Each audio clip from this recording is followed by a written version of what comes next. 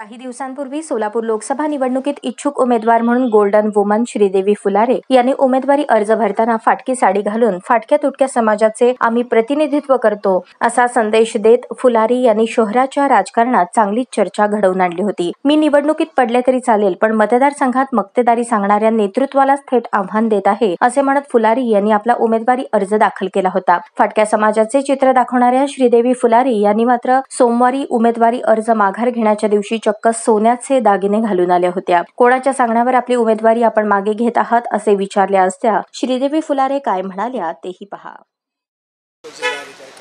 नमस्कार। आज मी या ठिकाणी अपक्ष खासदारकीसाठी जे फॉर्म भरलेला होता, आपण थांबायचं का नाही या कार्यकर्त्याचं म्हणणं आहे की मॅडम यावेळेस नका, आम्ही सांगितले ते ऐका, म्हणले मी कार्यकर्त्याचं ऐकून त्यांनी माघारी घेतलेलं आहे।